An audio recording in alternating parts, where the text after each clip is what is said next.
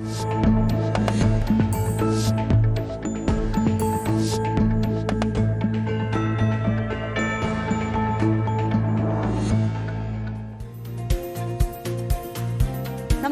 എല്ലാ പ്രേക്ഷകർക്കും നേരം വൈകുന്നേരത്തിലേക്ക് സ്വാഗതം. അങ്ങനെ നമ്മൾ വീണ്ടും ഒരു വീക്കെൻഡിലേക്ക് എത്തുകയാണ്.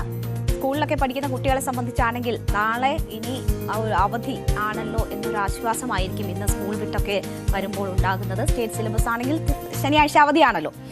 അതേസമയം ഞായറാഴ്ച അവധി കിട്ടുന്നവരെ സംബന്ധിച്ച് ഇനി ഒരു ദിവസം കൂടി പോയാൽ മതിയല്ലോ എന്നൊരു ആശ്വാസമൊക്കെ കാണും. എന്തായാലും വെള്ളിയാഴ്ച ഈ സമയവും വാർത്തകൾക്ക് ഒരു പഞ്ഞവുമില്ല. നിരവധി വാർത്തകളുണ്ട്, വളരെ പ്രധാനപ്പെട്ട വാർത്തകളുണ്ട്. നമ്മൾ അതിലേക്ക് കടക്കുകയാണ്. എല്ലാ പ്രേക്ഷകർക്കും സ്വാഗതം.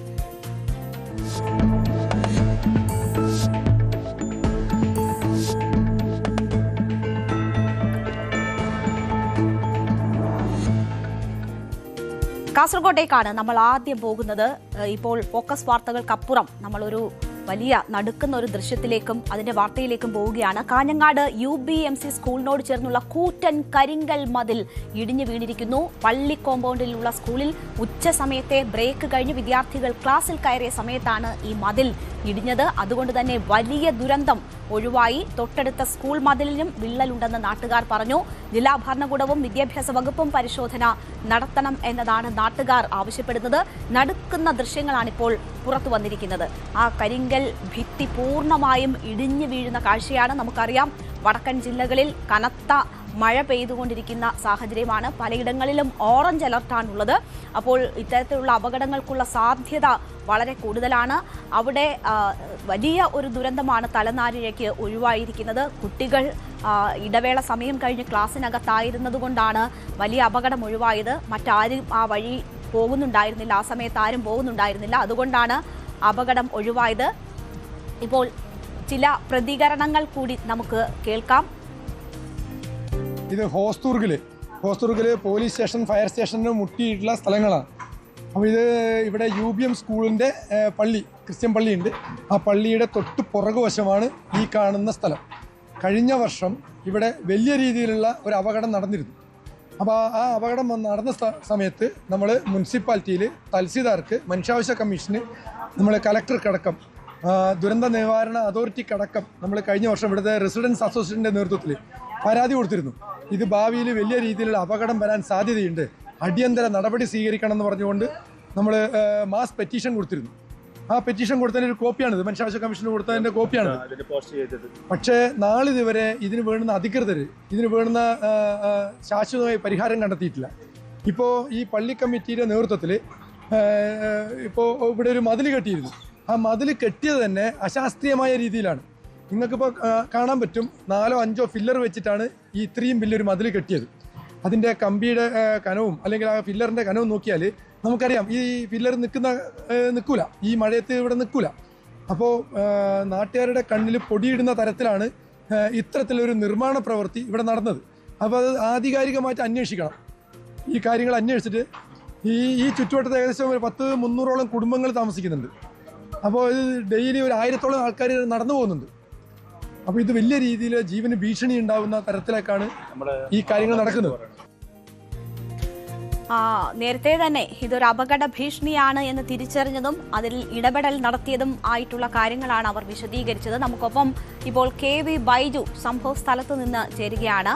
ബൈജു, വലിയ ഒരു അപകടമാണ് തലനാഴിഴയ്ക്ക് ഒഴിവായിരിക്കുന്നത്. ഏതെങ്കിലുമൊക്കെ മനുഷ്യർ അവിടെ പെട്ടുപോയിരുന്നു എങ്കിൽ രക്ഷപ്പെടാൻ യാതൊരു സാധ്യതയും ഉണ്ടായിരുന്നില്ല. അത്രമാത്രം ഭീമാകാരമാണ് ആ കരിങ്കൽ മതിൽ. ഈ അപകടം നേരത്തെ തന്നെ തിരിച്ചറിഞ്ഞിരുന്നു, അതിനെ അധികൃതരുടെ ശ്രദ്ധയിൽ കൊണ്ടുവന്നിരുന്നു എന്നതാണ് നമ്മളോട് പ്രതികരിച്ച വ്യക്തികൾ സൂചിപ്പിച്ചത്. ഇനിയും ഇത്തരം അപകടത്തിന്റെ സാധ്യതകൾ ആ പ്രദേശത്തുണ്ട് എന്ന് കൂടി അവർ പറയുന്നുണ്ട്. എന്താണ് സംഭവ സ്ഥലത്തെത്തി കാര്യങ്ങൾ കാണുമ്പോൾ ബൈജുവിന് മനസ്സിലായത്?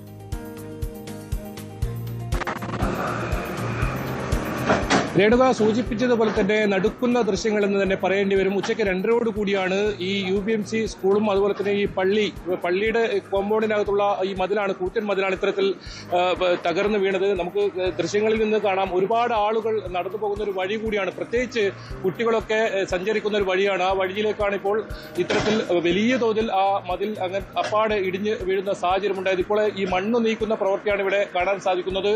തലനാരിഴയ്ക്ക് ദുരന്തം ഒഴിവായി എന്ന് പറയേണ്ടി വരും. അത്രത്തോളം വലിയ ആ ദൃശ്യങ്ങൾ തന്നെ നേരത്തെ സൂചിപ്പിച്ചതുപോലെ തന്നെ രേണുക നടുക്കുന്ന ദൃശ്യങ്ങളാണ്. ഇപ്പോൾ കാഞ്ഞങ്ങാട് MLA ഗോവിന്ദൻ പള്ളിക്കാപ്പിൽ കൂടി നമ്മോടൊപ്പം ചേരുകയാണ്. രേണുക, എന്താണ് ഇതിനെ? കാഞ്ഞങ്ങാട് പട്ടണത്തോട് ചേർന്ന് നിൽക്കുന്ന പ്രദേശത്ത് ജനങ്ങൾ തിങ്ങിപ്പാർക്കുന്ന ഒരു പ്രദേശമാണ്. UBMC സ്കൂൾ ചേർന്ന അതിലാണ് അപകടത്തിൽപ്പെട്ടിട്ടുള്ളത്. ഒരു വലിയ ദുരന്തം തലനാരിഴക്ക് ഒഴിവായി എന്നതിൽ ആശ്വസിക്കാം. ഇത് വളരെ ഗൗരവത്തിൽ കാണേണ്ട ഒരു ഇപ്പോഴും ആശങ്ക നിലനിൽക്കുകയാണ്. രേണുക, അതാണ് ഏറ്റവും പ്രധാനം. ഇതിൽ ആശങ്ക ഇപ്പോഴും നിലനിൽക്കുന്നുണ്ട്. MLA സൂചിപ്പിച്ചതുപോലെ തന്നെ ആശങ്ക ഇപ്പോഴും നിലനിൽക്കുന്നുണ്ട്. കാരണം ഈ സ്കൂളിന്റെ കെട്ടിടം ഇവിടെ നമുക്കിപ്പോൾ ദൃശ്യങ്ങളിൽ നിന്ന് തന്നെ കാണാം. മുകളിൽ സ്കൂളിന്റെ കെട്ടിടം, അതോടൊപ്പം നിരവധി വീടുകൾ താഴെയുണ്ട്. കൂടുതൽ ആളുകൾ താമസിക്കുന്ന ഒരു പ്രദേശമാണ്. ആ പ്രദേശത്താണ് ഇനിയും ഇവിടെ ഇത് മതിൽ ഇടിഞ്ഞു വീഴാനുള്ള സാധ്യത ഇതിന് തൊട്ട് സമീപത്തൊക്കെ ഉണ്ട്. ഏതായാലും ഈ CCTV ദൃശ്യം ഉണ്ടായത് കൊണ്ടാണ് ഏതെങ്കിലും ആളുകൾ ഇതിൽ പെട്ടിട്ടുണ്ടോ ഇല്ലയോ എന്ന കാര്യത്തിൽ ഒരു വ്യക്തത വന്നത്. അല്ലെങ്കിൽ ഇപ്പോൾ ഇതൊക്കെ ഈ വലിയ തോതിൽ ഒരു പരിശോധന നടത്തേണ്ട സാഹചര്യം ഉണ്ടാകും. ഏതായാലും ആർക്കും അപകടം സംഭവിച്ചിട്ടില്ല എന്നത് തന്നെ വലിയ ഭാഗ്യമാണ്. ഏതായാലും ഒരുപാട് ആളുകൾ താമസിക്കുന്ന ഒരു പ്രദേശമാണ്. വളരെ പൂർണ്ണമായി ഈ മതിൽ ഇടിഞ്ഞ് താഴുന്ന ഒരു സാഹചര്യം ഉണ്ടായത്. നമുക്ക് ദൃശ്യങ്ങളിൽ ഇപ്പോൾ കാണുന്ന ഭാഗം ഏത് സമയത്തും വീണ്ടും തകർന്ന് താഴേക്ക് വീഴാവുന്ന ഒരു സാഹചര്യത്തിൽ തന്നെയാണ് ഉള്ളത്. എന്തായാലും ബൈജു, ഇതിപ്പോ തുടർ അപകടം ഉണ്ടാകാനുള്ള സാധ്യത നാട്ടുകാരുൾപ്പെടെ ചൂണ്ടിക്കാട്ടുന്നുണ്ടല്ലോ. ഇന്ന് ഈ ഇടവേള സമയം കഴിഞ്ഞുള്ള സമയത്തായിരുന്നു ഈ അപകടം ഉണ്ടായത്. ഭാഗ്യത്തിന് ആ റോഡിൽ ആരും ഉണ്ടായിരുന്നില്ല. പക്ഷേ ഇനി അങ്ങോട്ടുള്ള ദിവസങ്ങളിലും ഓറഞ്ച് അലർട്ടാണ് പ്രഖ്യാപിച്ചിട്ടുള്ളത്. വടക്കൻ കേരളത്തിൽ പരക്കെ മഴ കിട്ടാനുള്ള സാധ്യതയാണ് പ്രവചിക്കുന്നത്. അപ്പോൾ മഴ കൂടി ഉണ്ടാവുകയാണ് എങ്കിൽ കാര്യങ്ങൾ വഷളാകുമോ?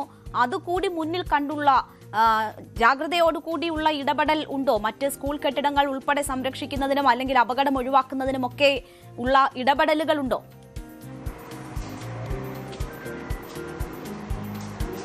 തീർച്ചയായും കാലവർഷം തുടങ്ങിയതേ ഉള്ളൂ രേണുക. അപ്പോഴേക്കും ആണ് ഇത്തരമൊരു സംഭവം വരുന്നത്. ഇനിയിപ്പോൾ അതിതീവ്ര മഴയൊക്കെ വരാനിരിക്കുന്ന ഒരു സാഹചര്യം കൂടി നിലവിലുണ്ട്.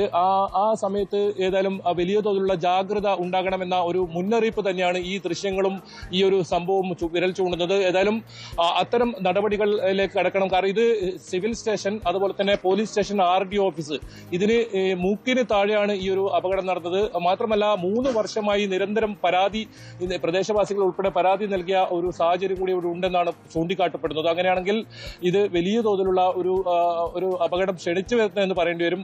ഇതിന് സമീപത്തൊക്കെ ഇതിന് മുന്നോട്ട് പോയാൽ സമീപത്തൊക്കെ വലിയ തോതിലുള്ള അപകടാവസ്ഥ ഇപ്പോഴും നിലനിൽക്കുന്നുണ്ട്. അതിന് ഒരു പരിഹാരം കാണണമെന്നൊരു ആവശ്യമാണ് ഈ പ്രദേശവാസികൾ ഇപ്പോൾ നമ്മോട് പങ്കുവച്ചിട്ടുള്ളത്. എന്തായാലും ഇപ്പോൾ മണ്ണ് നീക്കുന്ന പ്രവൃത്തിയാണ് ഇപ്പോൾ നടന്നുകൊണ്ടിരുന്നത്. ഇപ്പോൾ താൽക്കാലികമായി നിർത്തിവെച്ചിട്ടുണ്ട്. ഇപ്പോൾ മഴ കുറച്ച് കുറഞ്ഞ ഒരു സാഹചര്യമുണ്ട്. ഇനിയിപ്പോൾ വരും ദിവസങ്ങളിൽ മഴ ഇതുപോലുള്ള നിരവധി ഇടങ്ങളുണ്ട്. പ്രത്യേകിച്ച് സ്കൂൾ പരിസരം ഒക്കെയുള്ള സ്ഥലം. ഇത് ഒരു ഇന്റർവെൽ സമയത്ത് മറ്റോ ആണെങ്കിൽ വലിയ തോതിലുള്ള ഒരു അപകടം ഉണ്ടായേനെ. ക്ലാസ് മുറികളിലായിരുന്നു കുട്ടികളുടെ. ഇത് മതിൽ സ്കൂളിനോട് ചേർന്നുള്ള സ്ഥലമാണ്. സ്കൂളിന്റെ മതിൽ മുട്ടിയ ഒരു സ്ഥലമാണ്. അതിന് ആ സ്കൂളിന്റെ പുറകിലുള്ള മണ്ണും ഇതുപോലെ വലിയ തോതിൽ ഇടിഞ്ഞ് വീഴുന്ന ഒരു സാഹചര്യത്തിലേക്കാണ് ഉള്ളത്. എന്തായാലും അതിൽ അതീവ ജാഗ്രത പുലർത്തേണ്ട ഒരു സാഹചര്യം തന്നെയാണ്. ഇനിയിപ്പോൾ വരും സമയങ്ങളിൽ ശക്തമായ മഴ ഉണ്ടാകാനുള്ള മുന്നറിയിപ്പുമുണ്ട്. അതുകൊണ്ട് ഇനി വരും ദിവസങ്ങളിൽ ഇതിൽ വലിയ തോതിലുള്ള ജാഗ്രത ഉണ്ടാകേണ്ടിയിരിക്കുന്നു. ഏതായാലും ഇതൊരു ദുരന്തം തലനാരിഴയ്ക്ക് ഒഴിവായി എന്ന് പറയേണ്ടി വരും. അത്തരത്തിലാണ് ഇവിടെ നിന്നുള്ള ദൃശ്യങ്ങളൊക്കെ. പ്രത്യേകിച്ച് ആ മതിൽ ഇടിഞ്ഞു വീഴുന്ന ദൃശ്യം അത് വലിയ ഭയപ്പാടാക്കുന്നതാണ്. ഒരു പക്ഷേ നിരവധി ആളുകൾ കടന്നു പോകുന്ന ഒരു സ്ഥലമാണ്. ഇത് മണ്ണ് ഇപ്പോൾ നീക്കിയ മണ്ണൊക്കെ താഴോട്ട് വരുന്ന സാഹചര്യമാണ്. ഇപ്പോൾ ശക്തമായ ഒരു മഴ വന്നാൽ എന്തായാലും വലിയ അപകടസാധ്യത ഇപ്പോഴും ഇവിടെ ദൃശ്യങ്ങളിൽ കാണുന്നുണ്ട്. ആ അപകട ഭീഷണി എന്നത് ഈ മുകളിൽ നിന്നുള്ള ദൃശ്യങ്ങളിലാണ് വ്യക്തമാവുക. വലിയ വലിയ സ്കൂളിൻ്റേതുൾപ്പെടെയുള്ള കെട്ടിടങ്ങളുണ്ട്. അതിന് തൊട്ടടുത്ത് ഉള്ള മണ്ണാണ് ഇത് ഇങ്ങനെ ഇടിഞ്ഞ് താണിരിക്കുന്നത്. അപ്പോൾ അത് ആ കെട്ടിടങ്ങൾക്ക് ബലക്ഷയം ഉണ്ടാക്കിയിട്ടുണ്ടോ, അത് ഇനി മഴ കനക്കുക കൂടി ചെയ്യുന്ന ഒരു സാഹചര്യത്തിൽ വലിയ ഭീഷണിയാകുമോ, ഇതൊക്കെയാണ് ഇനി പരിശോധിക്കേണ്ടത്. എന്തായാലും ആ ജാഗ്രതയോടുള്ള ഇടപെടൽ അധികൃതരുടെ ഭാഗത്തു നിന്നും ഉണ്ടാകട്ടെ എന്നാണ് ഇപ്പോൾ ആശിക്കാനുള്ളത്. വലിയ ഒരു ജനവാസ മേഖല കൂടിയാണ് അത് എന്ന് മനസ്സിലാക്കുന്നു. അവിടെയൊക്കെ ആളുകളെ നമുക്ക് കാണാം, കെട്ടിടങ്ങൾ കാണാം. അപ്പോൾ വലിയ കരിങ്കൽ പാളികളാണ് ഇങ്ങനെ ഇടിഞ്ഞു വീണിരിക്കുന്നത്. വലിയ അപകടമുണ്ടാകാമായിരുന്നു. ഭാഗ്യം കൊണ്ട് മാത്രമാണ് ആരും അതിനടിയിൽ പെട്ടുപോകാതിരുന്നത്. നമുക്കറിയാം, അട്ടക്കുളങ്ങര സ്കൂളിൽ SSKയുടെ പൈതൃക മന്ദിരം ഇടിഞ്ഞു വീണ് ഉണ്ടായ അപകടം, അതിന്റെ മേൽക്കൂര ഇടിഞ്ഞു വീണപ്പോൾ അതും ഭാഗ്യം കൊണ്ട് മാത്രമാണ്. ആ സ്കൂൾ ടൈം കഴിഞ്ഞതിന് ശേഷമായിരുന്നു ആ അപകടം സംഭവിച്ചത് എന്നതുകൊണ്ട് മാത്രമാണ് ആളുകൾ രക്ഷപ്പെട്ടത്. ഇവിടെയും ഇപ്പോൾ സമാനമായ സാഹചര്യം. ആ സ്കൂളിനോട് ചേർന്ന് തൊട്ടടുത്തുള്ള വലിയ മതിലാണ് ഇടിഞ്ഞു വീണിരിക്കുന്നത്. സ്കൂൾ കോമ്പൗണ്ടിനോട് ചേർന്നുള്ള മതിലാണ്. പക്ഷേ ഇടവേളയ്ക്ക് ശേഷം കുട്ടികളൊക്കെ ക്ലാസ്സിനകത്തായിരുന്നത് കൊണ്ടാണ് വലിയൊരു അപകടം ഒഴിവായത്. വഴിയാത്രക്കാർ പോലും ഇല്ലാത്ത സമയത്തായിരുന്നു ആ അപകടം. പക്ഷേ ഇത് അപകടകരമാണെന്നും ഭീഷണി ഉയർത്തുന്നതാണ് എന്നും കാട്ടി വലിയ രീതിയിലുള്ള ഇടപെടൽ ഇതുമായി ബന്ധപ്പെട്ട് നേരത്തെ തന്നെ ജനങ്ങൾ നടത്തിയിട്ടുണ്ട്. പക്ഷേ അത് പരിഗണിക്കപ്പെടാതെ പോവുകയോ അല്ലെങ്കിൽ അത് ഈ ജാഗ്രതയോടുകൂടി അതിനെ സമീപിക്കാതെ ഇരിക്കുകയോ ആയിരുന്നു. എന്തായാലും വലിയ അപകടം ഒഴിവായിരിക്കുന്നു. അപ്പോഴും വലിയ ഭീഷണി ഇപ്പോഴും തുടരുന്നുണ്ട്. മഴ കൂടി കനക്കുകയാണെങ്കിൽ ബാക്കിയുള്ള കെട്ടിടങ്ങളുടെ സുരക്ഷ എന്ത് എന്നത് സംബന്ധിച്ച് വലിയ ചോദ്യം ഉയരും. KV ബൈജു ആണ് അവിടെ നിന്നുമുള്ള വിവരങ്ങൾ നൽകിയത്.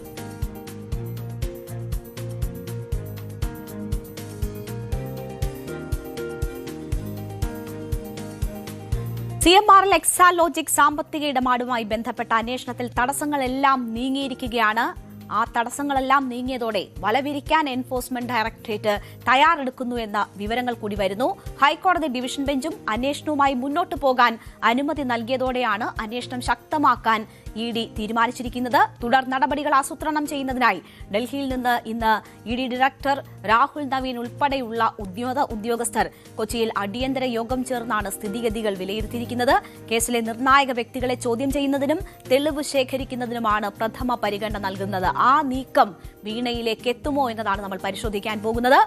CMRL എക്സാലോജിക് മാസപ്പടി കേസിൽ എൻഫോഴ്സ്മെന്റ് ഡയറക്ടറേറ്റ് അന്വേഷണം തുടരാം എന്നതാണ് ഇന്ന് ഹൈക്കോടതി വ്യക്തമാക്കിയത്. കേസ് റദ്ദാക്കണമെന്നാവശ്യപ്പെട്ട് CMRL MD ശശിധരൻ കർത്തെ അടക്കമുള്ളവർ നൽകിയ അപ്പീൽ ഹൈക്കോടതി ഡിവിഷൻ ബെഞ്ചും തള്ളി. അറസ്റ്റ് അടക്കമുള്ള കടുത്ത നടപടികൾ തടയണമെന്ന ആവശ്യവും കോടതി അംഗീകരിച്ചില്ല. ECIR രജിസ്റ്റർ ചെയ്യാത്തത് അന്വേഷണത്തിന് തടസ്സമല്ലെന്നും ഹൈക്കോടതി ഉത്തരവിൽ വ്യക്തമാക്കിയിട്ടുണ്ട്. കള്ളപ്പണം വെളുപ്പിക്കൽ തടയൽ നിയമപ്രകാരം കേസ് അന്വേഷിക്കുന്നതിനുള്ള അടിസ്ഥാന ക്രിമിനൽ കുറ്റമില്ലാതെയാണ് കമ്പനിക്കെതിരായ ED അന്വേഷണമെന്നും കേസ് റദ്ദാക്കണമെന്നുമായിരുന്നു അപ്പീലിൽ CMRL ഉദ്യോഗസ്ഥർ ആവശ്യപ്പെട്ടത്. SFIO കുറ്റപത്രത്തിന്റെ അടിസ്ഥാനത്തിൽ എൻഫോഴ്സ്മെന്റ് കേസ് ഇൻഫർമേഷൻ റിപ്പോർട്ട് അഥവാ ECIR ഇട്ടത് നിയമപരമല്ല എന്നും ഉദ്യോഗസ്ഥർ വാദിച്ചിരുന്നു. എന്നാൽ EDക്ക് അന്വേഷണം നടത്താൻ അടിസ്ഥാന ക്രിമിനൽ കുറ്റകൃത്യം വേണമെന്ന വാദം തള്ളിയ കോടതി സ്വത്തുക്കൾ മരവിപ്പിക്കുന്നതിനോ പ്രാഥമിക അന്വേഷണത്തിന് സമൻസ് നൽകി വിളിപ്പിക്കുന്നതിനോ ECIR പോലും ആവശ്യമില്ല എന്നും അത് നിയമപരമായ രേഖയല്ല എന്നും ഇന്ന് വ്യക്തമാക്കിയിരിക്കുന്നു. തുടർന്നാണ് കമ്പനി ഉദ്യോഗസ്ഥർ നൽകിയ അപ്പീൽ തള്ളി അന്വേഷണം തുടരാൻ കോടതി അനുമതി നൽകിയത്. കേസിൽ സുപ്രീം കോടതിയിൽ അപ്പീൽ പോകാൻ 2 ആഴ്ചത്തെ സാവകാശം വേണമെന്നുള്ളൊരു ആവശ്യം, അറസ്റ്റ് അടക്കമുള്ള കടുത്ത നടപടികൾ പാടില്ല എന്നുള്ളൊരു ആവശ്യവും ഹർജിക്കാർ മുന്നോട്ട് വെച്ചിരുന്നു. ഇതും കോടതി തള്ളിയിരിക്കുകയാണ്. അപ്പോൾ എല്ലാം കൊണ്ടും അന്വേഷണ സംഘത്തിന് അനുകൂലമായിട്ടുള്ളൊരു സമീപനമാണ് ഇന്ന് കോടതിയുടെ ഭാഗത്തു നിന്നും ഉണ്ടായിട്ടുള്ളത്. പൊതുജനങ്ങൾക്ക് ഓഹരി പങ്കാളിത്തമുള്ള CMRL രേഖകൾ കൈമാറി അന്വേഷണം പൂർത്തിയാക്കാൻ അനുവദിക്കുകയല്ലേ വേണ്ടതെന്നും കോടതി ഒരു ഘട്ടത്തിൽ ചോദിക്കുന്ന സാഹചര്യമുണ്ടായി. കുറ്റകൃത്യമല്ലെങ്കിൽ ക്ലീൻ ചിറ്റ് ലഭിക്കുമല്ലോ എന്നും CMRLനോട് വാദത്തിനിടെ കോടതി ചോദിച്ചു. അപ്പോൾ ഇങ്ങനെയൊക്കെയുള്ള ഇടപെടലാണ് ഇന്ന് കോടതിയുടെ ഭാഗത്തു നിന്നും ഉണ്ടായത്. EDയെ സംബന്ധിച്ച് അവർക്ക് അവരുടെ അന്വേഷണം മുന്നോട്ട് കൊണ്ടുപോകാനുള്ള എല്ലാ സാഹചര്യവും ഒരുങ്ങുകയാണ്. ഈ ഘട്ടത്തിലാണ് വീണയ്ക്ക് സമൻസ് അയക്കുമോ എന്ന ഒരു സംശയം ബലപ്പെടുന്നത്. കേസ് അന്വേഷണത്തിന് ഹൈക്കോടതി പച്ചക്കൊടി നൽകിയതോടെ മുൻ മുഖ്യമന്ത്രി പിണറായി വിജയന്റെ മകൾ വീണ, CMRL ഉദ്യോഗസ്ഥർ എന്നിവർക്ക് ഉടൻ നോട്ടീസ് നൽകി ED അടുത്ത നടപടികളിലേക്ക് കടക്കും എന്ന സൂചനകളാണ് വരുന്നത്. 2016 മുതൽ 2020-21 വരെയുള്ള കാലയളവിൽ 2 കോടിയിലധികം രൂപ വീണയ്ക്കും കമ്പനിക്കുമായി കരിമണൽ കമ്പനിയിൽ നിന്ന് IT സേവനങ്ങൾക്ക് എന്ന പേരിൽ നൽകിയിട്ടുണ്ട്. എന്നാൽ എക്സാലോജിക് കമ്പനി കരിമണൽ കമ്പനിക്കായി പ്രത്യേക സേവനങ്ങളൊന്നും ചെയ്തില്ല എന്നാണ് കമ്പനി ആദ്യം അന്വേഷണം നടത്തിയ SFIO കണ്ടെത്തിയിരിക്കുന്നത്. ചെയ്യാത്ത സേവനത്തിന് നൽകിയ കോടികളിൽ നടന്ന കള്ളപ്പണ ഇടപാടാണ് ഇപ്പോൾ ED പരിശോധിക്കുന്നത്. അങ്ങനെയാണെങ്കിൽ ED സമൻസ് അയക്കാനുള്ള സാഹചര്യങ്ങളാണ് നിലനിൽക്കുന്നത്. കേസിലെ നിർണായക വ്യക്തികളെ ചോദ്യം ചെയ്യുന്നതിനും കൂടുതൽ ഡിജിറ്റൽ സാമ്പത്തിക തെളിവുകൾ ശേഖരിക്കുന്നതിനും അന്വേഷണ സംഘങ്ങൾക്ക് ഇന്ന് ചേർന്ന ED ഉന്നത ഉദ്യോഗസ്ഥരുടെ യോഗം നിർദ്ദേശം നൽകിയിട്ടുണ്ട് എന്ന വിവരമുണ്ട്. എന്നാൽ ഇതിനുമപ്പുറം കൂടുതൽ അന്വേഷണ ഏജൻസികളുടെ വരവ് കൂടി ഈ കേസുമായി ബന്ധപ്പെട്ട് ഉണ്ടാകാനുള്ള സാധ്യതയുണ്ട് എന്നതുകൂടിയാണ് ഇന്നത്തെ കോടതി നടപടികൾ പൂർത്തിയാകുമ്പോൾ മനസ്സിലാകുന്നത്. CMRL-ഉം ടി വീണയും മാത്രമായിരിക്കില്ല ഈ അന്വേഷണങ്ങളുടെ ലക്ഷ്യം എന്നതാണ് ഇപ്പോൾ വരുന്ന സൂചനകൾ. മാസപ്പടി കേസിൽ ED അന്വേഷണം തുടരാനുള്ള ഹൈക്കോടതി വിധി വരുമ്പോൾ അതിൽ പ്രതികരണവുമായി കോൺഗ്രസ് നേതാവ് MLA മാത്യു കുഴൽനാടൻ രംഗത്ത് വരുന്നു. മാസപ്പടി കേസിൽ നടന്നത് വൻ അഴിമതി എന്ന് കോടതിക്ക് ബോധ്യപ്പെട്ടു എന്നതാണ് മാത്യു കുഴൽനാടൻ സൂചിപ്പിച്ചത്. വിജിലൻസ് അന്വേഷണമോ CBI അന്വേഷണമോ വന്നാൽ പിണറായി വിജയൻ പ്രതിയാകും എന്നതുകൂടി മാത്യു കുഴൽനാടൻ എന്ന് പറയുകയാണ്. നേരത്തെ വിജിലൻസിന് കാര്യങ്ങൾ ബോധ്യപ്പെടുത്താനായില്ല എന്നും മാത്യു കുഴൽനാടൻ പറഞ്ഞു. അപ്പോൾ മാത്യു കുഴൽനാടന്റെ പ്രതികരണം കേൾക്കാം. ഇനി അതുമായി ബന്ധപ്പെട്ട അഴിമതി അന്വേഷിക്കുമ്പോഴാണ് യഥാർത്ഥത്തിൽ നമ്മൾ നേരത്തെ പറഞ്ഞ ഈ കേരളത്തിൽ 10 വർഷം അധികാരത്തിലിരുന്ന പിണറായി വിജയനിലേക്ക് മാസപ്പടി അന്വേഷണം എത്താൻ പോകുന്നത്. വരെ നമുക്ക് വെയിറ്റ് ചെയ്യേണ്ടി വരും. ഇപ്പോൾ അന്വേഷണം നടക്കുന്നത് CMRL-നെതിരെ, വീണയ്ക്കെതിരെ, എക്സാലോജിക്കിനെതിരെ, മറ്റ് സാഹചര്യങ്ങൾക്കെതിരെയൊക്കെയാണ്. പക്ഷേ പിണറായി വിജയനിലേക്ക് ഈ അന്വേഷണം എത്തുന്നത് എപ്പോൾ അഴിമതിക്കെതിരെ അന്വേഷിക്കാൻ തീരുമാനിക്കുന്നോ അപ്പോൾ പിണറായി വിജയൻ പ്രതിപ്പട്ടികയിൽ വരുമെന്ന കാര്യത്തിൽ സംശയം വേണ്ട. അപ്പോൾ വീണയ്ക്ക് സമൻസ് അയക്കുമോ എന്ന ചോദ്യം നമ്മൾ ഉയർത്തുമ്പോൾ അവിടവും കടന്ന് പിണറായി വിജയനിലേക്ക് കാര്യങ്ങൾ എത്തും എന്നതാണ് മാത്യു കുഴൽനാടൻ ഇപ്പോൾ പ്രതികരിക്കുമ്പോൾ പറയുന്നത്. അതേസമയം മാസപ്പടി കേസ് വന്നത് ആഭ്യന്തരമന്ത്രി രമേശ് ചെന്നിത്തലയെ ലക്ഷ്യം വെച്ചാണ് എന്നതാണ് CPM നേതാവ് AK ബാലൻ പറയുന്നത്. വീണാട്ടിയെ ചോദ്യം ചെയ്യുന്നതിൽ കുഴപ്പമെന്താണെന്നും ഉപ്പ് തിന്നവർ വെള്ളം കുടിക്കട്ടെ എന്നും AK ബാലൻ പറഞ്ഞു. പിണറായി വിജയനോ വീണയോ പ്രതിയായ ഏതെങ്കിലും കേസ് EDക്ക് മുന്നിലുണ്ടോ എന്നും AK ബാലൻ ചോദിച്ചു. ED കേസ് വന്നതിൽ പിണറായി വിജയൻ മാത്രമല്ല ലക്ഷ്യം. പിണറായി വിജയൻ ഇതിലൊന്നും പിടിക്കാൻ പറ്റില്ല. മറ്റവരുടെ അഡ്മിഷൻ വന്നു, ഞങ്ങൾ വാങ്ങി എന്നുള്ളത്. അപ്പോൾ സ്വാഭാവികമായും EDയുടെ വായിലേക്ക് ഇവർ പോയി വീണ് കഴിഞ്ഞു. ഇനി അവർക്ക് രക്ഷപ്പെടാൻ കഴിയില്ല. അപ്പം അതുകൊണ്ട് ഞങ്ങൾക്കെതിരായി യാതൊന്നും വരാൻ പോകുന്നില്ല. ഇനി വന്നു കഴിഞ്ഞാൽ ഉപ്പ് തിന്നവൻ വെള്ളം കുടിച്ചോട്ടെ, പാർട്ടിക്ക് ഒരു പ്രശ്നവും അതിലില്ല. സ്വതന്ത്രമായ അന്വേഷണം ED നടത്തട്ടെ. രാഷ്ട്രീയ പ്രേരിതമായി നടത്തുന്ന സമയത്ത്, രാഷ്ട്രീയപരമായി ഇടപെടുന്ന അവസരത്തിൽ ഞങ്ങൾ ഇടപെടും. അപ്പോ ഉപ്പ് തിന്നവൻ വെള്ളം കുടിക്കട്ടെ എന്ന് കൂടി AK ബാലൻ അതിന്റെ കൂട്ടത്തിൽ പറയുന്നുണ്ട്. ഇനി എന്താകും EDയുടെ നീക്കം എന്നതാണ് എല്ലാവരും ഉറ്റുനോക്കുന്നത്. ED ഉദ്യോഗസ്ഥരെ ഈ റെയ്ഡിനിടെ ആക്രമിച്ചതുൾപ്പെടെയുള്ള സംഭവങ്ങളുണ്ട്. അതിനെ ബംഗാളിലെ സന്ദേശ് ഖലി സംഭവവുമായി ബന്ധിപ്പിക്കുന്നവരുണ്ട്.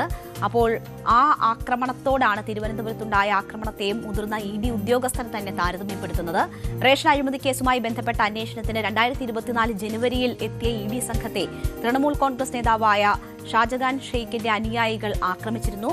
പിന്നീട് അത് കേന്ദ്ര ഏജൻസികൾ അന്വേഷിക്കുന്നതിലേക്ക് എത്തി. ED ഉദ്യോഗസ്ഥരെ ആക്രമിച്ചതിനും ഭൂമി കയ്യേറ്റം, സ്ത്രീകൾക്കെതിരെയുള്ള അതിക്രമങ്ങൾ തുടങ്ങിയവയ്ക്കെതിരെയൊക്കെ CBI അന്വേഷണത്തിന് ഹൈക്കോടതി ഉത്തരവിടുന്ന ഒരു സാഹചര്യമുണ്ടായി.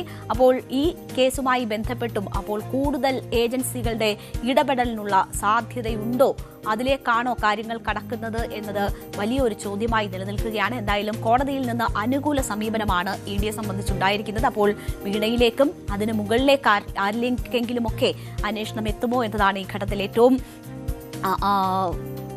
ഏറ്റവും പ്രധാനം.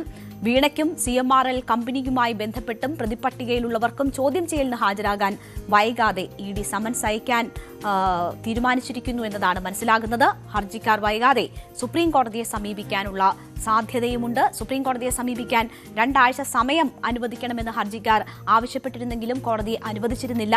പക്ഷേ അവർക്ക് സ്വാഭാവികമായും നിയമ നടപടികൾ തുടരാനുള്ള ഒരു സാഹചര്യം ലഭിക്കും. ED ഉദ്യോഗസ്ഥരെ ആക്രമിച്ച കേസ് CBIക്ക് വിടണമെന്നാവശ്യപ്പെട്ട ഒരു സ്വകാര്യ വ്യക്തി നൽകിയ ഹർജിയിൽ ഹൈക്കോടതി കഴിഞ്ഞ ദിവസം ED ഉൾപ്പെടെയുള്ളവരുടെ അഭിപ്രായം തേടി നോട്ടീസ് അയച്ചിരുന്നു. അപ്പോൾ അങ്ങനെ ആ കേസുമായി ബന്ധപ്പെട്ട് ഒരുപക്ഷെ മറ്റ് ഏജൻസികൾ കൂടി വരാനുള്ള സാഹചര്യവും ED കൂടുതൽ പിടിമുറുക്കാനും കൂടുതൽ നേതാക്കളിലേക്ക് അന്വേഷണം എത്താനും ഒക്കെയുള്ള സാഹചര്യമാണ് ഒരുങ്ങുന്നത്. എന്തായാലും കാര്യങ്ങൾ നേതാക്കൾക്ക് അത്ര പന്തിയല്ല. അന്വേഷണം തുടരാനുള്ള പച്ചക്കൊടിയാണ് കോടതി നൽകിയിരിക്കുന്നത്.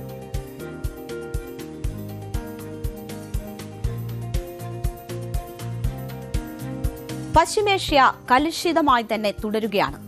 വ്യക്തമായ ലക്ഷ്യങ്ങളില്ലാതെ അമേരിക്കയും ഇസ്രയേലും തുടങ്ങിവെച്ച യുദ്ധം 98ാം ദിവസവും അപ്രവചനീയമായ സാഹചര്യങ്ങളിലൂടെയാണ് കടന്നുപോകുന്നത്. സമാധാന കരാറിന് വഴി തുറക്കുമെന്ന് പ്രതീക്ഷിച്ച ലബനനിലെ വെടിനിർത്തൽ തന്നെ പാളിയിരിക്കുകയാണ്. വെടിനിർത്തലിന് ശേഷവും ലബനനിൽ ഇസ്രയേൽ ആക്രമണം തുടരുകയാണ്. ഇസ്രയേൽ ലബനൻ സമാധാന കരാർ തള്ളി സായുധ സംഘടനയായ ഹിസ്ബുള്ള രംഗത്ത് വന്നിട്ടുണ്ട്. അതേസമയം ഇറാനെതിരെ സമ്പൂർണ്ണ യുദ്ധം ആരംഭിക്കുമെന്ന ഭീഷണി ട്രംപും വീണ്ടും മുഴക്കുന്നു. അപ്പോൾ എന്താണ് പശ്ചിമേഷ്യയിൽ സംഭവിക്കുന്നതെന്ന് നോക്കാം വിശദമായി. ലബനനും ഇസ്രായേലും തമ്മിൽ വാഷിംഗ്ടൺ DC-യിൽ അമേരിക്കയുടെ മധ്യസ്ഥതയും പുതിയ വെടിനിർത്തൽ കരാർ പ്രഖ്യാപിച്ചിട്ടും ട്രംപ് നെതന്യാഹുവിനെ ശാസിച്ചിട്ടും ഒന്നും ഒരു രക്ഷയുമില്ല. ലബനനിലെ വിവിധ ഭാഗങ്ങളിൽ ഇസ്രയേൽ ആക്രമണങ്ങൾ തുടരുകയാണ്. ഇസ്രയേൽ നടത്തിയ പുതിയ ആക്രമണങ്ങളിൽ 4 പേർ കൂടി കൊല്ലപ്പെട്ടതായി പ്രാദേശിക അധികൃതർ സ്ഥിരീകരിക്കുന്നുണ്ട്. മാർച്ച് 2 മുതൽ ഇസ്രയേൽ നടത്തിയ ആക്രമണങ്ങളിൽ ഇതുവരെ മരിച്ചവരുടെ എണ്ണം 3526 ആയതായും 10733 പേർക്ക് പരിക്കേൽക്കുകയും ചെയ്തതായി ലബനന്റെ പൊതുജനാരോഗ്യ മന്ത്രാലയം അറിയിച്ചിട്ടുണ്ട്. അപ്പോൾ ഇത്രയധികം പേർക്ക് അവിടെ ജീവൻ നഷ്ടപ്പെടുകയും പരിക്കേൽക്കുകയും ഒക്കെ ചെയ്യുന്ന സാഹചര്യമുണ്ടായി. വെടിനിർത്തൽ ഉള്ളപ്പോൾ പോലും അവിടെ ഇസ്രയേൽ ആക്രമണം തുടരുന്നു എന്നതാണ് സാഹചര്യം. ഈ ഘട്ടത്തിൽ വെടിനിർത്തൽ കരാർ പൂർണ്ണമായും തള്ളിയിരിക്കുകയാണ് ഹിസ്ബുള്ള. ഇസ്രയേലും ലബനൻ സർക്കാരും തമ്മിലുണ്ടാക്കിയ ഏറ്റവും പുതിയ വെടിനിർത്തൽ കരാർ പൂർണ്ണമായും തള്ളിയിരിക്കുന്നു.